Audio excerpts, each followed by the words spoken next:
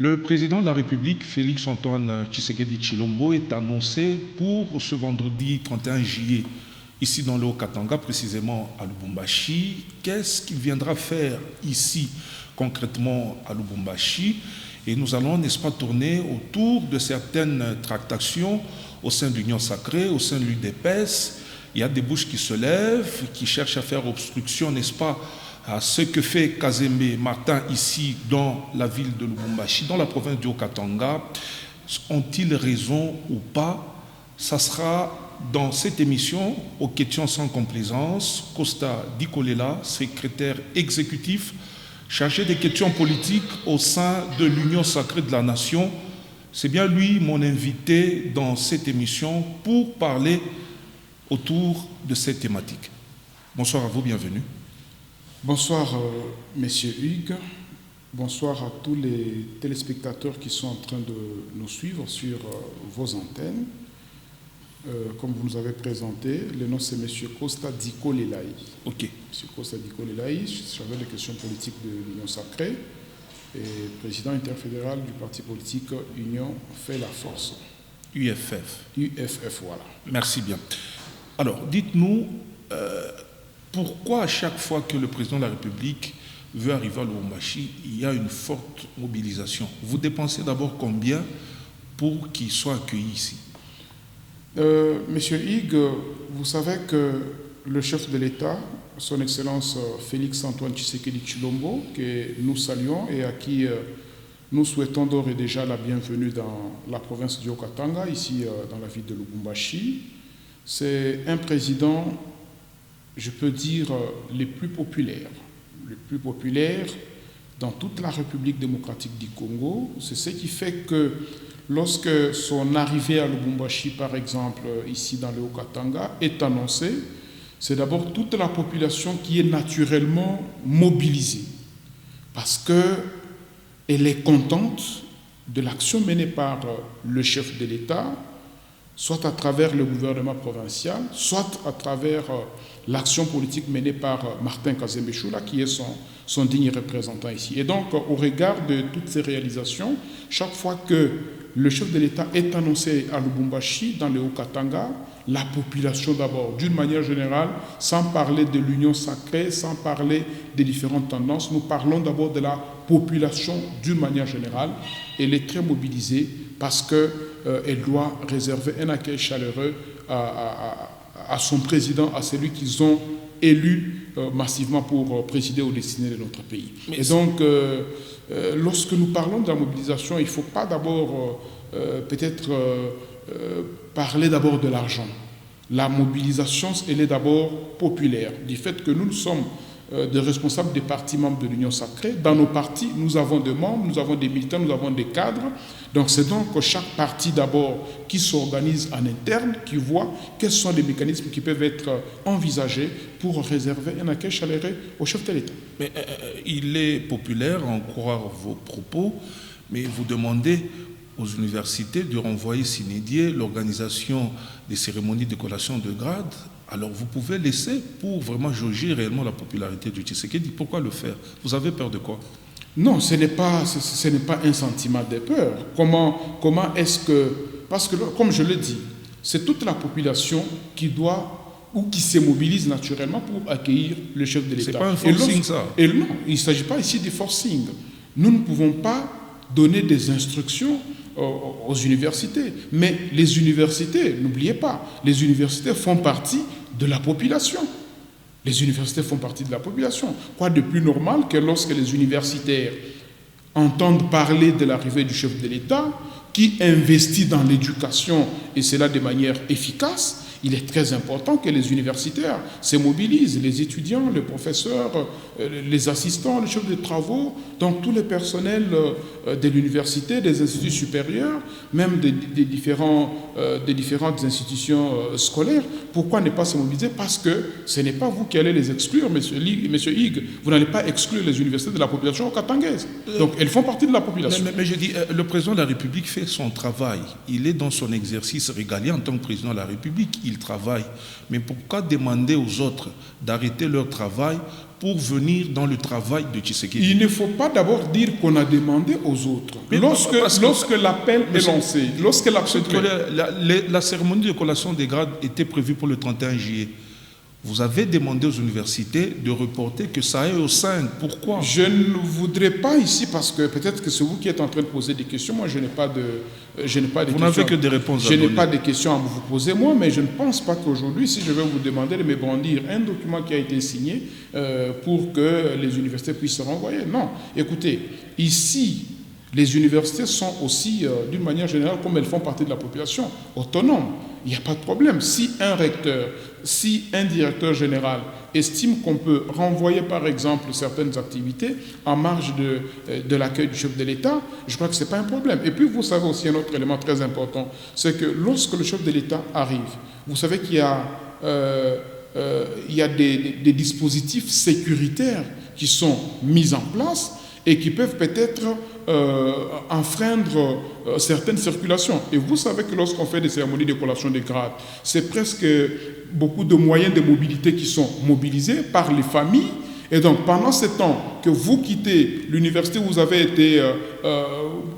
vous allez participer à la collation des grades, vous devez aller fêter en famille, avec votre famille, avec vos amis, ainsi de suite, et vous devez louer par exemple des différents bus, ainsi de suite, des différents moyens de transport. Et pendant ce temps, si les dispositifs sécuritaires sont déjà mis en place en marge de l'accueil du chef de l'État, donc ça risque un peu de créer des frustrations. Donc moi je pense que c'est une décision autonome des universités, de telle sorte que, après l'arrivée du chef de l'État, lorsqu'il repart, ces cérémonies de collation de grades puissent se dérouler en toute quiétude, sans inquiétude. Et les vendeurs des marchés, pourquoi vous les demandez de venir accueillir Tshisekedi?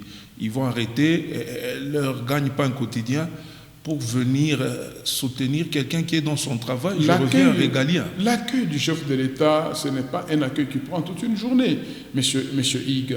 Donc, ces vendeurs, parce que ici, vous me donnez l'intention que c'est comme s'il y a une catégorie de personnes qui ne font pas partie de la population. Moi, je rentre à ce que je vous ai dit au début. C'est toute la population okatangaise qui est massivement mobilisée en dépit des dispositions que nous prenons, nous qui sommes des politiques. Avec nos formations politiques, nous prenons des dispositions pour que nous puissions réserver un accueil chaleureux au chef de l'État. Parce que pour nous, c'est un accueil historique, c'est un accueil, et puis c'est un premier accueil depuis le début de cette année 2026, mais vous n'allez pas en tant que journaliste exclure une certaine catégorie de la population. Ce n'est pas votre rôle. En fait, nous sommes la voix des sans-voix. Je pose des questions qui se posent un peu tout bas là. Mais moi, je les parvenir à les marchands font partie de la population. Mais pendant ce temps, donc ils ne vendent pas. Ils font partie de la... Ils sont là, comme aujourd'hui, ils sont là, ils sont en train de travailler. Mais le vendredi, là, nous, demain, même le vendredi. Vous êtes peut-être au mangeoire, vous gagnez facilement l'argent, mais eux, ils se recherchent. Nous ne parlons pas ici de mangeoire. Vous, qui vous a dit qu'ils sont en train de s'offrir? Ils sont là en train de faire aussi leur travail. Le chef de l'État vient dans le cadre de son travail et c'est pour la population l'occasion de communier avec son président. Le chef de l'État n'est pas à Lubumbashi chaque jour, mais lorsqu'aujourd'hui il arrive à Lubumbashi pour une visite de travail, c'est très important que toutes les couches de la population se mobilisent pour communier, partager ce moment de communion avec son chef. Très bien. Donc ce n'est pas à vous, journalistes, de les démotiver. Non, je pose des questions, je ne démotive personne, mais je vous pose les questions, ça se dit. Et c'est aussi, ils peuvent... Mais cette population se retrouve également dans l'opposition, dans la majorité, et ceux qui sont apolitiques. Mais les questions fusent de partout, monsieur Hugues. Donc je vous fais parvenir les questions qui viennent de tous côtés. Nous n'avons pas un président de la République. Il est le président de tout le monde, non? Il n'existe pas un président de la République, de l'opposition comme de la majorité. Voilà pourquoi je vous ai dit, même si moi je suis de la majorité, oui, mais je tiens à vous dire ici que c'est toute la population okatangaise qui est mobilisée. Et donc, que vous soyez de l'opposition, oui, que vous soyez de la majorité, vous n'avez pas un autre président que Félix Antoine Tshisekedi. Donc cette opposition aussi est mobilisée pour accueillir le président de la République. Mais l'opposition fait partie de la population. Si les opposants estiment, ou les militants des partis politiques membres de l'opposition estiment qu'ils peuvent venir participer... Non, parce que vous dites que tout le monde est mobilisé. Je me demande même l'opposition mobilisée pour accueillir Fachi. Je parle de la mobilisation. Et c'est une affaire d'abord interne de chaque formation politique. Et donc, si les formations politiques de l'opposition estiment qu'ils peuvent venir communier avec le chef de l'État qui arrive, pourquoi nous, on va les empêcher? Et cette population qui est autre formation politique, il y a des apolitiques aussi, non? Mais est-ce que quand je vous parle de toute la population, oui. C'est-à-dire, il y a les acteurs politiques, oui. Il y a les acteurs de la société civile, il y a les confessions religieuses, donc toutes les catégories de la population, toutes les classes sociales confondues, n'ont qu'un seul chef de l'État. Et il s'appelle Félix Antoine Tshisekedi Tshilombo. Ils peuvent se mobiliser pour communier avec lui. Alors, il vient concrètement faire quoi ici à Lubumbashi? Conformément à l'annonce qui a été faite par son Excellence M. Martin Kazembe Choula, qui est gouverneur de province et président du Conseil provincial de l'Union sacrée au Katanga, le chef de l'État vient pour inaugurer le nouveau palais de justice qui est construit sur, je crois, le palais de quoi ça, l'avenue des Chutes. Alors, c'est pour ça que le chef de l'État vient inaugurer ce grand ouvrage qui a été construit. Question pour les autorités de renforcer ce que nous appelons dans la vision du chef de l'État l'état de droit. Parce que vous savez que lorsque nous parlons de l'état de droit comme l'un des piliers de la vision du chef de l'État, il faudrait, cet état de droit est soutenu par la justice. Mais cette justice est rendue par des personnes qui travaillent, notamment des juges, il y a des magistrats, et ainsi de suite. Donc il est du rôle de l'État de mettre ses agents publics dans les meilleures conditions de travail. C'est pour cela que ce nouveau palais de justice a été construit et le chef de l'État vient principalement inaugurer ces palais de justice et éventuellement rencontrer certaines couches de la population. Comme je vous ai dit que c'est un moment de communion. Lorsque son agenda le permettra, il peut être peut-être possible qu'il puisse peut-être visiter certains d'autres chantiers, par exemple. Mais ça, je ne dis pas que c'est ça, je suis en train de supposer. Mais principalement, le chef de l'État vient pour inaugurer le nouveau palais de justice et échanger avec la population, les différentes couches de la population qu'il pourra rencontrer. Et il faut mobiliser pour ça? Oui, mais c'est très important. Je vous ai dit que c'est un moment de communion.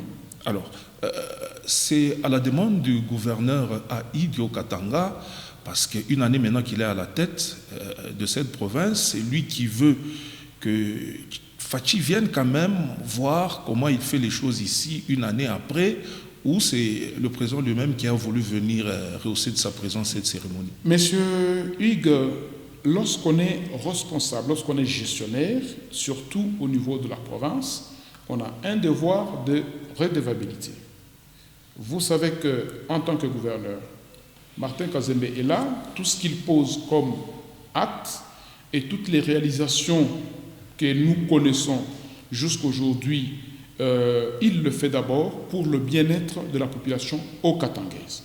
Mais n'oublions pas que du point de vue institutionnel, comme du point de vue politique, le gouverneur de province représente les institutions nationales, notamment le président de la République. Donc il est son digne représentant. Et donc, au nom du devoir de redevabilité, il est très important qu'il soit en mesure de rendre compte. Donc, si le chef émet le vœu de venir inaugurer, ou le gouverneur estime que cette grande infrastructure rentre dans la vision du chef de l'État qui prône l'état de droit et qu'il est important qu'il l'invite pour venir inaugurer, il n'y a pas de problème. Ce qui est important, c'est qu'il remplisse son devoir de redevabilité au service du peuple. Et vous dites, dans l'Union sacrée, vous êtes aussi bien organisé pour accueillir le président de la République, mais vous semblez déjà partir divisé. C'est quoi le problème? Parce que nous avons appris qu'il y a des calicots qui se préparent, il y a des chants qui vont être scandés le jour J pour, n'est-ce pas, présenter l'image de Kazembe, ce qui se dit, l'image que Kazembe présente et ce qu'il fait sur le terrain, c'est le jour et la nuit. Il faut dire des vérités au président de la République. Ça ne vient pas de l'opposition, mais de l'union sacrée, de la famille propre de Martin Kazembe. Comment ça va se passer ce jour-là? Bon, je crois que c'est peut-être, comme vous dites, que ça ne vient pas de vous, je ne sais pas ça vient de qui. Nous sommes de ceux qui gérons politiquement cette grande famille qui est l'Union sacrée, derrière son Excellence M. Martin Kazembe Choula. Je crois que nous nous sommes récemment réunis, il y a 3 jours. Hier aussi, nous nous sommes réunis. Donc, nous avons une parfaite cohésion entre nous et tous les partis politiques, comme toutes les associations membres de l'Union sacrée, chacune des formations politiques affûte ses armes pour mobiliser, même massivement possible. Je dis bien tout le monde. L'UDPS fait partie de l'Union sacrée. C'est un parti membre de l'Union sacrée que nous gérons au niveau de l'Union sacrée. Semble-t-il, il y a une guerre fratricide. Il y a un camp Motombe, un camp Koko, et ce camp se forme contre Kazembe, semble-t-il. Vous êtes de l'Union sacrée, vous devez arrondir les angles de tous les camps-là. Qu'est-ce qui se passe actuellement? Les pro-Motombe, les pro-Koko contre Kazembe. Il y a quoi? Moi, je vous dis que, d'abord, au niveau de l'Union sacrée, je vous ai dit que nous sommes en parfaite cohésion. Et pour le moment, toute notre attention est fixée sur l'accueil du chef de l'État. Mais comme vous savez, nous sommes en politique. La politique, c'est un monde des ambitions. Et au nom de la démocratie, nous ne pouvons pas empêcher aux uns et aux autres d'exprimer leurs ambitions. Mais nous, au niveau de l'Union sacrée, je crois que récemment, c'était le 17 juillet 2026, nous nous sommes réunis, nous, partis politiques et associations membres de l'Union sacrée, c'était au chapiteau de l'hôtel Caravia, pour commémorer l'an 1 de gouvernance et d'action au service du développement de la province du Haut-Katanga. Et en tant que membre de l'Union sacrée, nous sommes revenus sur les grandes réalisations de son Excellence Martin Kazembe Choula, et au nom de l'Union sacrée, nous lui avons même décerné le diplôme des meilleurs gouverneurs bâtisseurs de la province du Haut-Katanga. Et ça, ce n'est pas un slogan. Pourquoi je le dis? Aujourd'hui, par exemple, sur le plan sécuritaire, vous connaissez, M. Hig, plusieurs situations que nous avons vécues ici. Il y a des gens qu'on tuait, qu'on mettait dans le sac. Il y a le vol de cathodes, autrefois, qui a été décrié dans cette province. Mais avec l'avènement de Martin Kazembe, vous voyez que les questions sécuritaires ont été, d'une manière ou d'une autre, éradiquées. Des solutions concrètes ont été proposées et mises en œuvre. Par exemple, avec le vol de cathodes, il y a une équipe de surveillance routière qui est en train de sécuriser le tronçon. Vous insistez sur le vol de cathodes. Vous insinuez quoi là? C'est très important. Vous voulez rappeler quoi là? C'est très important parce que cette pratique mettait à mal le climat des affaires dans la province du Haut-Katanga, où vous savez que l'économie est à une grande proportion basée sur les mines. Et lorsque les investisseurs miniers investissent dans les mines et que le produit de leur investissement est soit volé, soit détourné par certaines personnes manifestement organisées, donc ça met à mal le climat des affaires. Mais Martin Kazembe, qui matérialise au quotidien la vision du chef de l'État, il met en place un service de surveillance routière, et aujourd'hui, on ne parle pas de vol de cathodes. Ça, c'est un élément très important. Aujourd'hui, le développement, par exemple, la construction des infrastructures, la réhabilitation, la modernisation, ce n'est plus seulement une question de Lubumbashi. Aujourd'hui, c'est tous les territoires qui sont concernés par la construction des écoles, par la construction des hôpitaux, par la construction même des routes. Voyez à Kasenga aujourd'hui, voyez à Mitwaba, voyez à Pueto, voyez à Kipushi, à Sakani, les travaux ont été lancés, à Mokambo, à Kasumbalesa. Et donc, c'est presque tous les territoires qui sont concernés. À Kambo, n'en parlons même pas. Likasi, Kasumbalesa, Kipushi. Donc, c'est presque partout. Donc, le développement, grâce à l'action politique menée par Martin Kazembe, concerne toute la province du Haut-Katanga. Voilà pourquoi nous lui avons décerné ce diplôme des meilleurs gouverneurs bâtisseurs. Mais maintenant, aujourd'hui, parce que vous aviez aussi parlé de l'UDPS, oui, je ne suis pas après, je parlerai de l'ARDEV, parce qu'on parle que... terminez d'abord avec l'UDPS. Donc, lorsque vous parlez sa famille politique. Lorsque vous parlez de l'UDPS, famille politique du gouverneur de province, je ne suis pas membre de l'UDPS, mais au nom de la solidarité. Dans l'Union sacrée, vous gérez aussi ce parti. Je gère ce parti. Exactement. Voilà. Je peux vous dire qu'aujourd'hui, s'il y a un membre de l'UDPS qui combat Martin Kazembe, je pense que ce soit par sorcellerie ou par mauvaise foi. Vous savez qu'il y a les membres de l'UDPS qui abolissent. Je vous rappelle, il y a des membres de l'UDPS, la famille politique de Martin Kazembe, qui sont kabboulistes. Il y a des membres de l'UDPS qui sont également kazembistes. Bon, moi je ne fais pas des débats subjectifs. Moi je ne fais pas des débats, vous n'allez pas m'amener sur les... Je pose des questions là. Non, vous voulez m'amener sur un terrain de subjectivité. Moi je voudrais mener un débat objectif, oui, basé sur des faits. Vous voyez un peu ça, basé sur des faits. Alors, comme j'étais en train de le dire, s'il y a un membre de l'UDPS aujourd'hui qui s'évertue à ne pas soutenir Martin Kazembe, c'est soit par mauvaise foi, soit par sorcellerie inconsciente. Pourquoi? Vous avez connu les grandes personnalités dans cette province du Haut-Katanga, ou s'il faut parler de l'espace Grand Katanga en général, qui ont occupé des grands postes de responsabilité au nom de l'UDPS parce que ce sont des membres issus de l'UDPS. Et peut-être qu'ils jusqu'aujourd'hui continuent à occuper ces postes. Moi, je n'ai pas de problème particulier contre eux, mais je n'ai pas vu, M. Hig, un seul membre de l'UDPS poser les actions que Martin Kazembe Choula est en train de poser aujourd'hui. Je vais vous donner deux faits. L'octroi des sièges. Le premier fait, c'est d'abord la construction des sièges. Vous savez, je suis acteur politique comme les autres.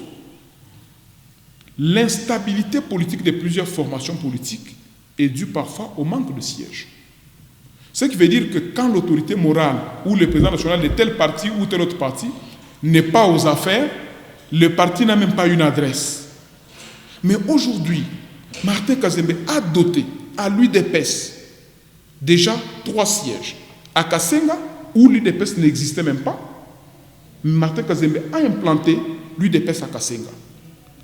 Il a doté un siège moderne que certaines formations politiques n'ont même pas ici dans le chef-lieu. À Puerto, le siège a été inauguré. D'ici peu, il va inaugurer le siège de Mitwaba et cela va se poursuivre à Kipushi, à Kambov et à Sakanya. L'objectif, c'est quoi? Ils disent là où il est président fédéral, ils sont encore locataires. Non, le problème, comment commencer ailleurs, non, là où lui est président fédéral? S'il vous plaît. Ils sont là en train... Le problème de l'UDPS, vous connaissez l'UDPS à Lubumbashi, n'est-ce pas? Mais nous avions du mal à connaître l'UDPS dans les territoires. Voilà pourquoi, selon le programme de son Excellence M. Martin Kazembe, il fallait commencer par les territoires pour terminer par les villes. On dit Jésus de Nazareth, on commence par Nazareth avant d'aller... Non, ça c'est votre point de vue, on n'est pas dans la Bible ici, c'est une stratégie. Et puis, pour Martin Kazembe, vous savez, il dit ceci, pour reprendre ces mots, un voyage de 1000 km à pied ne commence pas par un pas comme le disent plusieurs, mais ça commence par la volonté de faire un pas. Parce que si même si vous voulez faire un pas, mais vous n'avez pas de la volonté de faire un pas, vous ne le ferez pas. Exact. Aujourd'hui, Martin Kazembe veut doter le siège à toutes les fédérations de l'UDPS. Mais il a commencé par Kasenga. N'oubliez pas, parce que vous parlez de Nazareth, n'oubliez pas que Martin Kazembe est élu sur la liste de l'UDPS à Kasenga comme député provincial. Et donc, il a commencé par Nazareth. Pour revenir chez là, vous rentrez alors dans la Bible et vous ne voulez pas... Non, mais je ne voulais pas, mais je voulais rentrer là-bas. Donc, c'est très important. Tous les sièges-là vont être construits et dotés comme patrimoine de l'UDPS, enregistrés avec certificat au nom de l'UDPS et non au nom de Martin Kazembe. Aujourd'hui, même si Martin Kazembe quitte, l'UDPS aura un patrimoine immobilier conséquent. Donc, ils n'ont pas de raison à faire Ils n'ont pas de raison de faire des coups bas à Kazembe parce qu'il est le meilleur de tous ceux qui ont occupé des postes à l'UDPS. Mais au-delà de cela aussi, même sur le plan de l'emploi, par exemple. Oui, aujourd'hui, il y a aussi ce problème. Ils disent qu'il n'y a qu'une certaine catégorie de gens qui bénéficient. Les autres, c'est ce qui divise aussi dans l'UDPS. Vous savez, c'est très important que nous puissions parler des faits. L'UDPS, c'est une grande formation politique et nous avons beaucoup de respect, même au niveau de l'Union sacrée, lorsque nous avons les formations politiques, nous avons beaucoup de respect envers l'UDPS, d'abord par rapport à son combat, mais aussi par rapport, n'est-ce pas, à sa grandeur, n'est-ce pas? Quand je parle de grandeur, c'est parce que c'est un parti de masse. UDPS a beaucoup de membres. Oui. Mais lorsqu'il faut donner du travail, on ne va pas licencier tout le monde parce qu'on veut nommer les membres de l'UDPS. Mais je peux vous rassurer aujourd'hui que vous pouvez faire le tour des différents services publics provinciaux. Je peux vous rassurer que les membres de l'UDPS aujourd'hui sont visibles. Vous savez que tel est responsable de tel part, tel autre travail, tel part, ils sont là et ils sont connus. Et ce que je suis en train de dire devant votre caméra, tous les membres de l'UDPS. Mais ils le combattent pourquoi alors? Mais il y a une année, c'était difficile, même si l'UDPS est au pouvoir, c'était difficile de voir un responsable de l'UDPS engagé tel ou tel part. Pourquoi? Parce que celui qui gérait n'était pas de l'UDPS et qu'il n'avait rien à voir avec l'UDPS. Si ce n'est que débaucher certains membres de l'UDPS pour se faire un bouclier humain. Et on le combat alors pourquoi? Bon, mais c'est comme ça que je vous ai dit au début. Si on combat Martin Kazembe Choula aujourd'hui, vous savez que c'est l'arbre qui porte des fruits qui reçoit beaucoup plus de pierres. Et donc, les révélations de Martin Kazembe, au lieu de donner de la joie à tout le monde, ça donne un peu de la tristesse à ceux qui ne veulent pas de lui. Alors, et donc, nous ne l'avons pas entré dans ces jeux-là, mais nous pouvons vous dire qu'il est le meilleur. Mais maintenant, où est-ce que nous allons le classer? Un gouverneur de la rupture, un gouverneur de la continuité ou du démarrage? Martin Kazembe Choula s'est démarqué dans sa manière de gouverner. Il est où maintenant là? Dans sa manière de gouverner, il est là, il est en train de dans la continuité?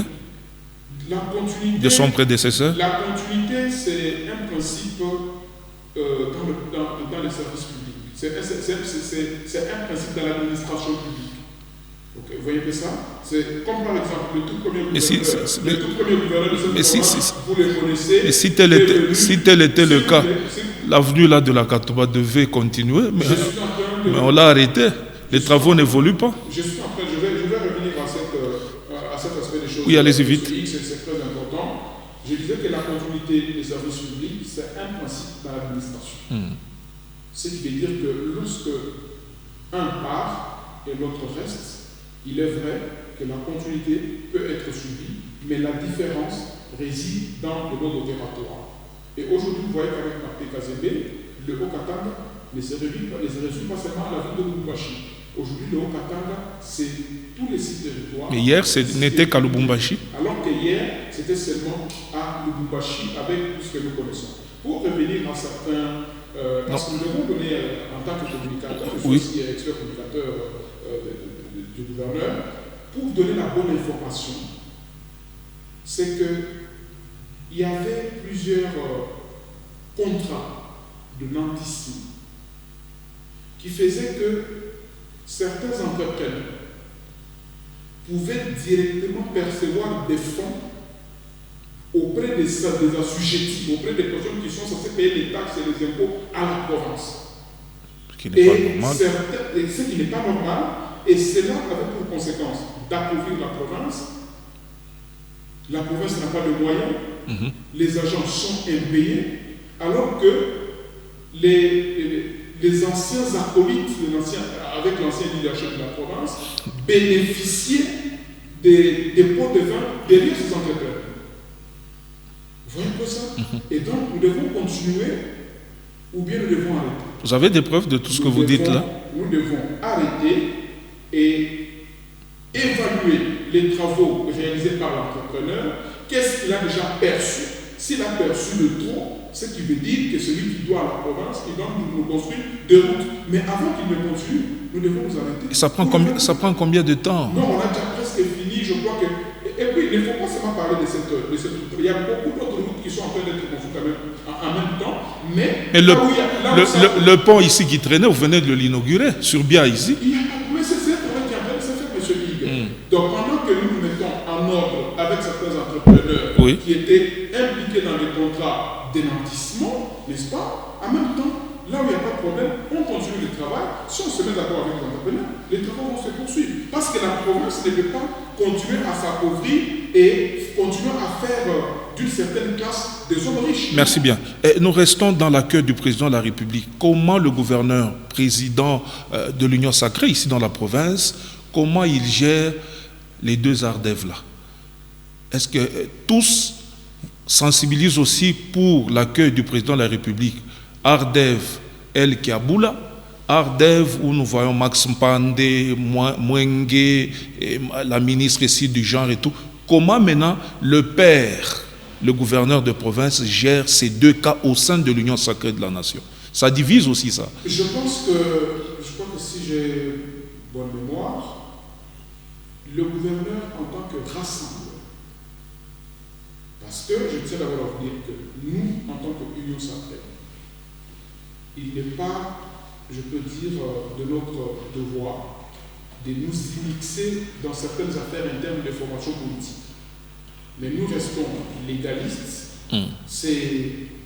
Dès que ces membres se réunissent au sein de la formation politique et disent que donc désormais, par exemple, le représentant du parti à l'Union sacrée, c'est tel, nous n'avons pas... Mais dans le cas d'Ardev, qui vous dit que tel représentant est reconnu?